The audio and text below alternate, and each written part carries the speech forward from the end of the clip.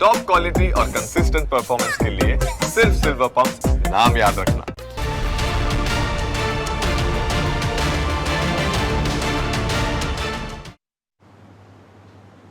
નમસ્કાર, debate of the day સાથે હું છું જુહી ગાંધી। વાત આજે એક એવા મુદ્દાની કરવી છે જ્યાં પવિત્ર સંબંધ છે, શોખ છે અને સાથે છે એવું પાપ જેના ભાગીદાર ખુદ પતિ પત્ની બંને છે। જ્યારે 7 ફેરા ફરાય ત્યારે કહેવાય કે પતિ પત્ની સુખ દુઃખમાં સાથે રહેશે, પણ અહીં સુખનું સ્થાન જ્યારે શોખ લઈ લે ત્યારે સ્થિતિ વિચિત્ર બને છે। વાત વાઇફ સ્વેપિંગની કરવી છે, એટલે કે પત્નીઓની અદલા બદલી। સુરતથી શરૂ થયેલો આ કિસ્સો આજે આખા રાજ્યમાં ચર્ચાનો વિષય બન્યો છે અને લોકોને હવે ખબર પડી રહી છે કે સમાજમાં આવું પણ ચાલે છે। હા, ચાલતું તો ક્યારનું હતું, પણ આપણને આજે ખબર પડી છે કે સ્થિતિ કઈ હદે ખરાબ અને વિપરીત બની છે। આ જ મુદ્દે આજે ચર્ચા કરવી છે અને સમજવું છે કે આનંદ માટે આટલો મોટો અપરાધ કેમ। એ જ વિશે આજે આપણી સાથે ચર્ચા કરવા માટે કેટલાક મહાનુભાવો જોડાયા છે। અત્યારે આપણી સાથે શોભનાબેન રાવલ, સામાજિક કાર્યકર્તા જોડાયા છે। શોભનાબેન, આપનું ખૂબ ખૂબ સ્વાગત છે આ ચર્ચામાં। અને આપણું દુર્ભાગ્ય કહેવાય કે એક એવા સમાજમાં આપણે રહીએ છીએ કે જ્યાં પતિ પત્નીના સંબંધને એક મહત્વનું સ્થાન આપવામાં આવે, હંમેશા એકબીજાનો સાથ આપતા બતાવવામાં આવે અને સાથે સાથે જે પવિત્ર સંબંધ છે એને લાંછન લગાડતા જે કિસ્સાઓ એક બાદ એક સામે આવતા હોય છે શોભનાબેન, એમાં એક નવો ઉમેરો થયો છે અને એ છે વાઇફ સ્વેપિંગનો। સુરતમાં આ ઘટના સામે આવી, ઘણા લોકોએ અવાજ ઉઠાવ્યા અને ત્યારબાદ રાજકોટની એક યુવતી પણ આજે સામે આવી અને તેણે પણ પોતાના પતિ પર જ ઘણા બધા આક્ષેપ લગાવ્યા છે। કેટલી હદ સુધી આ સમાજ જઈ શકે, કે આ સમાજના અમુક લોકો જઈ શકે, એ સૌથી મોટો પ્રશ્ન।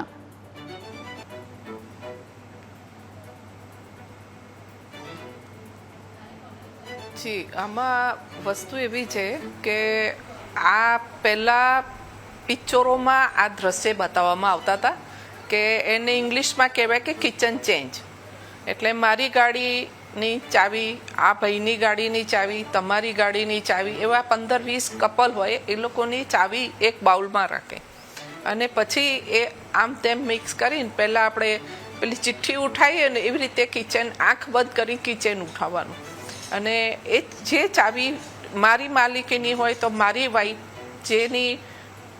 જેની ચાવી આવી હોય તો મારી વાઈફ એ ચાવીવાળાની હસબન્ડની સાથે જતી રહે। આ એક ફેશન થઈ ગઈ છે, આ આધુનિક કલ્ચર આવી ગયું છે સમાજમાં। અતિરેક પૈસો આવે ને એની સાથે અતિરેક દૂષણો પણ આવતા હોય છે। બીજી વસ્તુ એવી છે કે આ ચેન્જનું છે, આ ઘણા વર્ષોથી આવું ચાલી રહ્યું છે।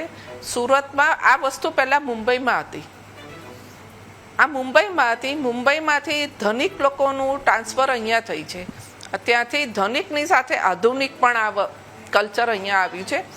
એમાં આ વસ્તુ થાય છે કે પતિ પત્ની એક સંસારિક રીતે એમનું જીવન ગુજારવાનું હોય કે નહીં, આવી રીતે માનસિક રીતે તમે તમારી વિકૃતિ બહાર લાવી રહ્યા છો કે પોતાની પત્ની જેની સાથે તમે કેટલાક કરોડો દેવી દેવતાઓની સાક્ષીમાં, અગ્નિદેવની સાક્ષીમાં, સગા સંબંધી માતા પિતા, સામેના માતા પિતા, 4 માતા પિતાની એમની હાજરીમાં ને એમના આશીર્વાદથી, એમના સપનાઓની નીચે તમે આ ફેરા લીધા છે, એકબીજાને સાચવવાનું વચન લીધું છે, એ વચનનો ભંગ થઈ રહ્યો છે। બીજી વસ્તુ કે આપણી ભારતીય સંસ્કૃતિ આવા બધા કલ્ચરો લાવીને આ બધું પ્રદૂષણ પેદા થઈ રહ્યું છે। આપણી ભારત દેશની સંસ્કૃતિ આ તોડી રહી છે આ વસ્તુ, અને પોતાની પત્નીને આપણે બીજાના આદમીની કોઈ પણ હસબન્ડને આપણે કેમ આપણી પત્નીને આપણે સમર્પિત કરી શકીએ? આ એક કલ્ચર એટલું, આ હું એમ કહું છું કે આ એક વિકૃતિનું પ્રદૂષણ જ છે, બીજું કશું છે। હવે એક પત્નીથી તમે થાકી ગયા છો એટલે શું તમારે બીજી કોઈની વાઈફ સાથે તમારે સૂઈ જવાનું? આ કયા હંસે સાચી વાત છે? આ એક આધુનિકતા કહેવાય અને એક આ વિકૃતિ આધુનિકતાનું અંદર આવી જાય છે, એક ધનિકનું એક પગલું આવી જાય છે, એની સાથે આ પ્રદૂષણ, એક આ બહુ ગંદુ પ્રદૂષણ અંદર ફેલાઈ રહ્યું છે। આ સમાજ માટે બહુ ઘાતક પુરવાર થશે આજે ને કાલે। આ વસ્તુ ઘણી બધી જગ્યાએ, માઉન્ટ આબુમાં પણ ઘણી બધી એવી મોટી મોટી હોટલો છે, ત્યાં 8-10 કપલો સાથે જાય છે અને આ વસ્તુ ઘણી જગ્યાએ થતી હોય છે।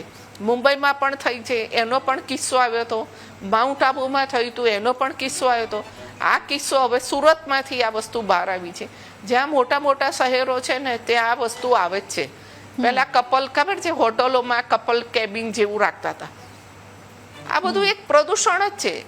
આ એક કેમ કહેવાય કે હું તો બહુ મોડર્ન જમાનાની છું, મારો હસબન્ડે બહુ મોડર્ન જમા, એમાં શું છે? આ ગેમ છે. ગેમની સાથે પ્રદૂષણ આવી રહ્યું છે. આ રમત નથી. આ રમતના તમે ભોગ બની રહ્યા છો. કાલ ઉઠીને વ્યક્તિ 4 જણા છે, 4માંથી એક માણસે તમારો વિડીયો ઉતારી દીધો, ઓડિયો ઉતારી દીધો, તો તમે સમાજને મોઢું બતાવવા લાયક નહીં રહો. આજે નહીં, આ વસ્તુ તમારા સંતાનોને ખબર પડે ને તારે એ તમારા માટે એક શરમજનક વસ્તુ અને તમારા કુટુંબની પ્રતિષ્ઠા એક શરમજનકની બોર્ડર ઉપર આવીને ઊભી રહે છે. માટે કરી આવા બધા જો આવતા હોય છે કલ્ચરમાંથી, તો આ કલ્ચર 100% બંધ થવું જોઈએ. અને એની સાથે ગુજરાત સરકારે પણ આવી બધી અમુક વસ્તુઓ ઉપર થોડું ધ્યાન આપીને જો તમે આ કરો તો આપણા ગુજરાતની તો સંસ્કૃતિ તો છે જ સંસ્કારી. બીજી વસ્તુ કે આપણી ભારતીયના સંસ્કૃતિ વિચારધારા કેટલા પવિત્ર, કેટલા સાચા અને કેટલા સારા હોય છે. તો આવા બધા પ્રદૂષણો આવે છે તો આપણી સંસ્કૃતિ એક ડેમેજ થઈ રહી છે. તો એને બચાવવા માટે દરેક નાગરિકનો એક આ ધર્મ છે અને એ ધર્મ અપનાવવો જોઈએ અને એને બચાવવો જોઈએ. જી બિલકુલ. આપણી સાથે સોનલબેન જોશી જોડાયા છે, એડવોકેટ. આપનું સ્વાગત છે સોનલબેન આ ચર્ચામાં.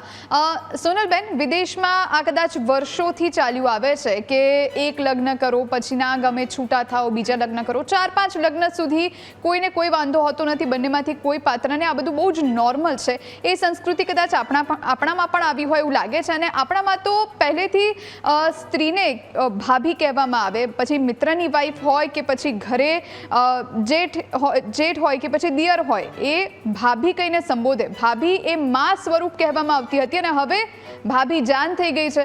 એટલે આ આખું આપણો સમાજ ક્યાં જઈ રહ્યો છે? આ કેટલું મોટું દૂષણ આપ ગણો છો? પહેલી વાત તો એ છે કે ખરેખર સંસ્કારો નેવે મૂક્યા છે. અને કદાચ બિંગ અ લોયર મારી પાસે ઘણી વખત આવા કિસ્સાઓ બહુ વર્ષો પહેલા, આજથી હું એવું કહીશ કે 20 વર્ષ પહેલા એક કિસ્સો આવ્યો હતો. બહુ નજીકના સંબંધી ના મિત્ર હતા અને એમની દીકરીની મેટર હતી ને એનો પતિ પોતે એવું કહેતો હતો કે આપણે આ કરવું જ પડશે, ના આ મુજબ નહીં કરીએ તો એ નહીં ચાલે. અને એ પોતે એમને લઈને ગયેલા અને એવું કીધું હતું કે તારે આમાં રહેવાનું છે ને એ ચાવી લઈને, આ ચાવીવાળી જ ગેમ હતી. અને અમદાવાદનો કિસ્સો છે. અમદાવાદના એક ક્લબમાં લઈ જવામાં આવ્યા હતા અને એ ત્યારબાદ એ લોકો ડિવોર્સ લીધા કારણ કે દીકરી પોતે રેડી ના થઈ આ વસ્તુ માટે. અને એને એવું કીધું હતું કે આ તો ચાલ્યા જ કરે. જોડે દારૂ પણ પીતા હતા, ઇવન એ વખતે પણ ડ્રગ્સનું ચલણ હતું, સિગરેટનું ચલણ હતું. આ બધું જ ચાલતું હોય છે. ક્યાંક ને ક્યાંક એવું કહી શકાય કે કાયદો એવું છે કે કોઈ વ્યક્તિ પોતાની મરજી મુજબ કોઈ પણ વ્યક્તિ સાથે શારીરિક સંબંધો રાખી શકે છે. એને જે સ્વતંત્રતાના અધિકારો મળ્યા છે એ સ્વતંત્રતાના અધિકારો હેઠળ આ ખરેખર એક ભૂલ થઈ રહી છે. અને આવા જ્યારે એક્સચેન્જની વાત હોય તો આને ક્યાંક ને ક્યાંક એની પર એક્શન્સ લેવા જોઈએ. પરંતુ એક્શન્સ લેવા માટે માત્ર ને માત્ર ફરિયાદી નહીં, બીજા બધા લોકોએ પણ સામે આવવું ખૂબ જરૂરી છે. પોતાની ઈચ્છા શક્તિથી આવી રીતે મેં પહેલાં પણ કીધું, સૌથી પહેલી આ શરૂઆત મેં કરેલી છે કે પરિવાર ભાવના. તમે કદાચ એન્જિનિયર નહીં બને, ડૉક્ટર નહીં બને તો ચાલશે, પરંતુ સ્કૂલોની અંદર, અભ્યાસક્રમની અંદર ભારતીય સંસ્કૃતિને લઈને તમારે ઘણી બધી બાબતો સમજાવવી ખૂબ જરૂરી છે. કે માતાનું સ્થાન હોય, કોઈ અન્ય દીકરી છે તો એને મારી માતાઓ અને બહેનો, સ્વામી વિવેકાનંદ પણ પોતાની ભાષણની શરૂઆત એવી રીતે કરતા હતા. હવે તમે આની વાત કરો, અગર હું તમને એવું કહું કે બિંગ અ લોયર તો કહું છું, પણ આ અનનેસેસરી જે એનર્જી એક્સચેન્જ છે, HIV એડ્સનું જોખમ વધી શકે છે. ઘણા લોકોને ઇવન અબોર્શન્સના કિસ્સા આની અંદર ઘણા બધા થતા હોય છે. ક્યાં કોનું બાળક છે એ ખબર નથી રહેવાની. આ બધા જ પ્રોબ્લેમ્સની કારણે ઝઘડા થવાના, એક્સ્ટ્રામેરિટલ અફેર, ઘણી વખત ઝઘડા થશે, કોઈને કોઈની જોડે ફાવી ગયું તો પછી એ વાત ક્યાંની ક્યાં જતી હોય છે. આવો એક હાઈ પ્રોફાઇલ કિસ્સો મારી પાસે અહીંયા અમદાવાદના CG રોડનો હતો અને આવો જ કિસ્સો હતો કે મિત્ર સાથે એના આડા સંબંધો થઈ ગયેલા. એટલે આવી બાબતો ઘણી બધી જોવા મળતી હોય છે. આ દૂષણ છે, દૂષણને રોકવું જરૂરી છે. ગવર્મેન્ટ આ માટે શું કરે છે, પરંતુ દંડનીય કામગીરી કરતા સંસ્કાર આપવા, એના માટે મૂળમાં જ પાણી નાખીએ ને તો ઝાડ ઉગે છે. એટલે કે સંસ્કાર આપવા ખૂબ જરૂરી છે કે આવું ન થઈ શકે. અને આવી રીતે જબરજસ્તીથી દરેક લોકો અગર ના પાડે છે, બહુ મોટા લોકો જે પૈસાવાળા લોકો હોય છે કે જેમની પાસે ખૂબ રૂપિયો છે ને એમને આ બધા કાંડ કરવાની ઈચ્છા થતી હોય છે, હવે એ છોકરી એ વખતે ના પાડે છે અને એમ કહે છે કે મારે છૂટું લેવું છે, તો એને ખબર પડે છે કે સામાજિક રીતે મારી ઇજ્જત જશે. પછી એવી ખબર પડે કે ભાઈ આ તો હું તો આ પાડું છું, પણ જો મારી જે એનો મિત્ર છે અથવા તો આપણા બીજા બધા ઘણા મિત્રો છે કોમન, એ બધા લોકો કરે છે. તો આમાં જ્યારે ઘણીવાર એ ગ્રુપમાં જવાથી એવું લાગે આ લોકો કરે છે તો આમાં કંઈ વાંધો ન હોઈ શકે, હું કેમ ન કરી શકું. આ ખરેખર એટલી બધી છે, ખરેખર શરમ આવે છે કે આવી રીતે આપણે જાહેરમાં અત્યારે ફોન ઉપર આવી રીતે આપણે ડિબેટ કરી રહ્યા છીએ. આ બિલકુલ અયોગ્ય છે. આની પર એક્શન્સ લેવા ગવર્મેન્ટ કેવી રીતે ઇનિશિયેટિવ લે છે, ખરેખર બહુ અને છોકરીને સેલ્યુટ કહીશ કે એને ઇનિશિયેટિવ લીધું છે. મેં પણ એ દીકરીના ડિવોર્સ કરાવેલા છે અને હાલમાં પણ એ દીકરી અમદાવાદમાં જ છે. આ બાબતે જ ના પાડેલી અને ચાવી એક્સચેન્જ કરવાની અને એ ભેગા કરીને ટેબલ પર મૂકેલી હોય ભેગી કરે, જેના હાથમાં આંખે પટ્ટી બાંધે, જે ચાવી પકડે એની જોડે જવાનું, આવી બાબત હતી. એટલે સ્ત્રી આપણે કદાચ કહીએ કે આપણે બહુ રિસ્પેક્ટફુલી આપણે પાંચાલીનું દ્રૌપદીનું નામ લઈએ છીએ અને એ મા તરીકે એ વખતની પરિસ્થિતિમાં હતું.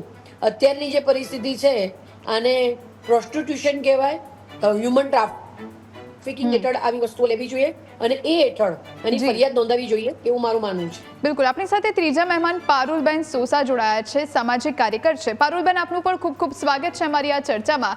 સુરતથી જ આપ છો અને સુરતનો જ આ કિસ્સો સામે આવ્યો છે અને જેની અંદર ખાસ કરીને ડોક્ટર્સના કેટલાકના નામો પણ સામે આવ્યા કે જેઓ આ બધું કરે છે. એટલે સુરતમાં આ પ્રમાણેનો વ્યાપ વધ્યો હોય એવું આપનું માનવું છે અને સાથે સાથે ખાલી ને ખાલી નિજાનંદ માટે આ પ્રમાણેના રસ્તે જવું એ કેટલું યોગ્ય છે? Hello, good morning. હું પારુલ સોસા.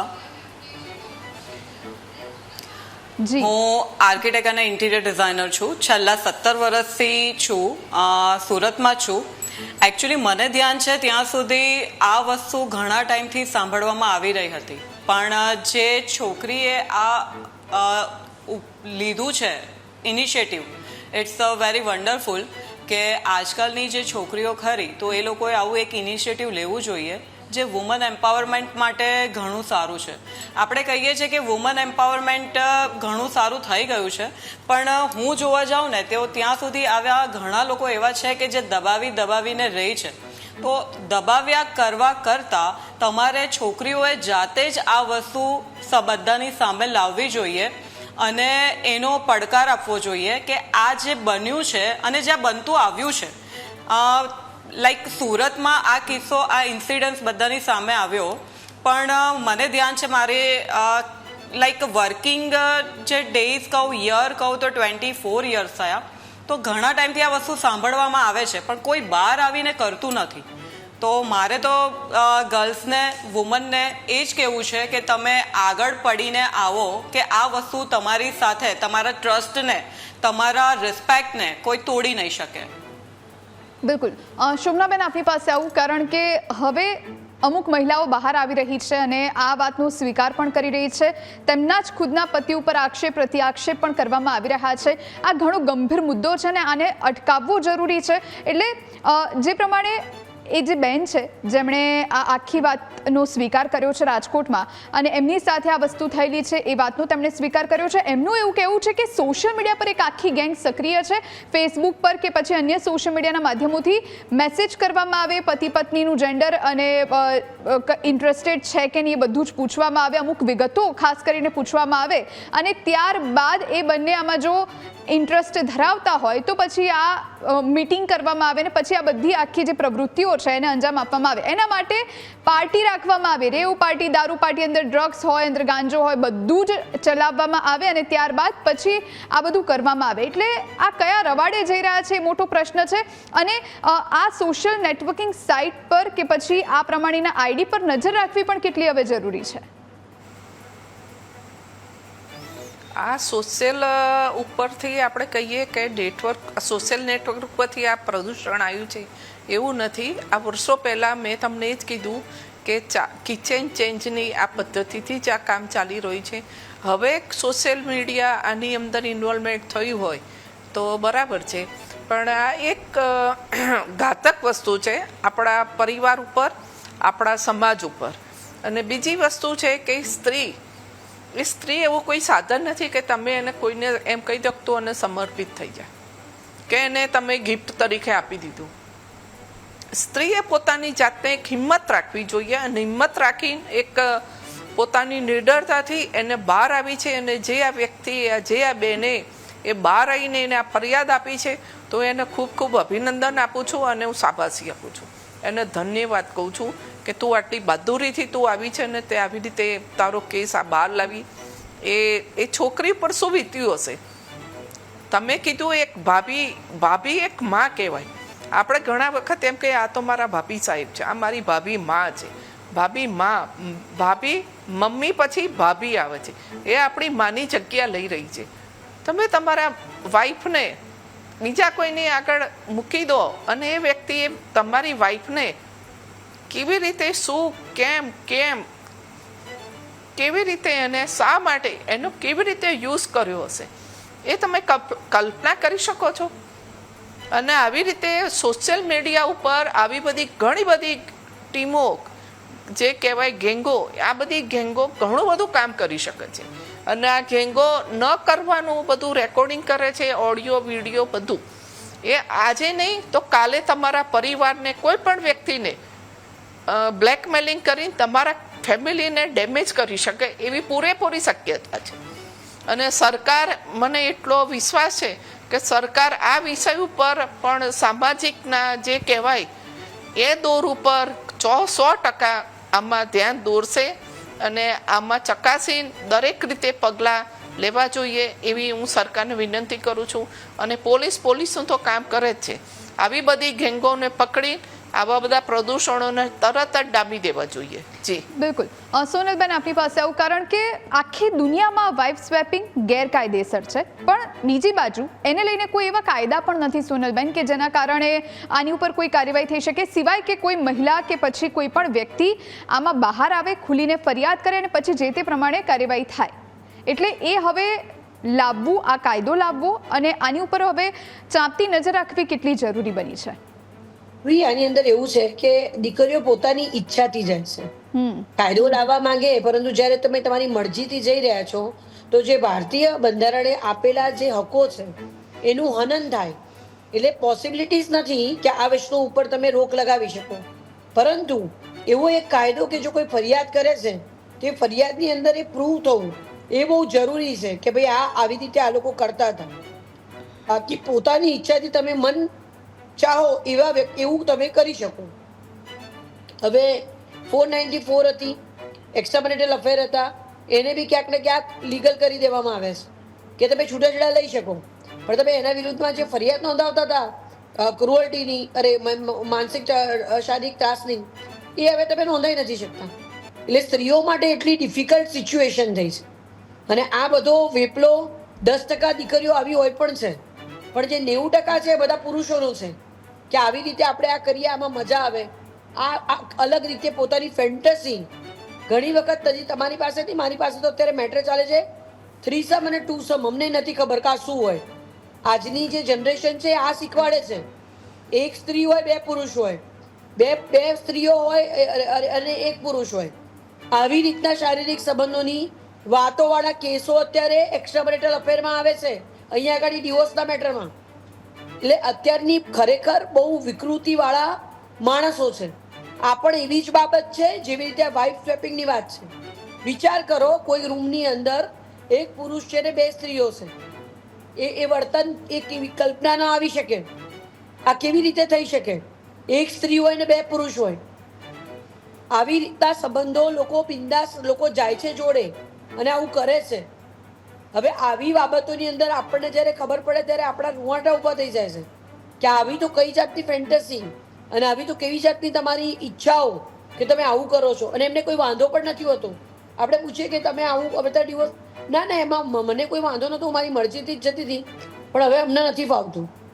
આવી વાતો દીકરીઓ પોતે એવું કહેતી હોય છે. એટલે આ ક્યાંક ને ક્યાંક આ સડો છે. આ સડોને કાઢવા માટે ગવર્મેન્ટે ઇનિશિયેટિવ લઈ કાયદો બનાવો. કાયદો બનાવવાની સાથે સાથે આવું બને જ નહીં. આવું સાંભળવું ને તો પણ આપણને અઘરું પડે છે. તો આવું બને નહીં, એના માટે સંસ્કારનું સિંચન થાય, મૂલ્યો આધારિત તમે વ્યક્તિત્વનું કહેવાય ને કે એનું ઘડતર કરો. યુવા વર્ગ સૌથી વધારે છે, સ્કૂલો કોલેજો વધારે, સ્પિરિચ્યુઆલિટી એડ કરવી ખૂબ જરૂરી છે. આ બધી વસ્તુઓ એડ નહીં કરો તો બહુ અઘરું છે. એક ડ્રગ્સનું દૂષણ તો છે, એટલે આ બધી વસ્તુઓ ધ્યાનમાં રાખવી ખૂબ જરૂરી છે. જુઈ બિલકુલ પારુલબેન, મને એવું લાગે છે કે આ બધા દૂષણ છે ને એ ઉધઈ જેવા છે, એટલે આપણને ખબર પણ ના પડે ને આપણા આખા ઘરને કોરી ખાય. એટલે આ દૂષણ અટકાવવું આપના મતે કેટલું જરૂરી છે અને આને કેવી રીતે અટકાવી શકાય? જેમ કે હમણાં સોનલ મેમે વાત કરી કે ઘણી બધી છોકરીઓ પોતાની મરજીથી જ કરે છે, તો હું અગ્રી કરું છું. બિકોઝ હું કોલેજમાં લેક્ચર લઉં ને ત્યારે છોકરા છોકરીઓના જે રિલેશન હોય છે તો એ રિલેશનને અકોર્ડિંગ આપણને ખબર પડે કે કેટલું જલ્દી એ લોકોના રિલેશન ચેન્જ કરે છે, અને જેટલા રિલેશન એ લોકો પોતપોતાના ચેન્જ કરતા હોય ને એના પરથી ખબર પડે છે કે પહેલાંનું જે આપણા મમ્મી પપ્પાના ટાઈમ પરનો જે ટાઈમ હતો એવો ટાઈમ હવે રહ્યો જ નથી. બધા પોતપોતાની રીતે પેલું જે મેમ કહે છે કે વિકૃતિ આવી ગઈ છે, જેન્સી લોકો કહીએ ને કે આજકાલનું જે કલ્ચર છે તે જેન્સી થઈ ગયું છે. તો જે જેન્સી લોકો આખા એક ટર્મનાઇટ, આપણે કહીએ ને કે એક પ્લાયને બગાડી નાખે છે એક ટર્મનાઇટ, તેવી રીતે જ આખું જે કલ્ચર છે, જે રિલેશનશીપ છે તેને મેન્ટેન નથી રાખતા, તેને બગાડવા લાગ્યા છે.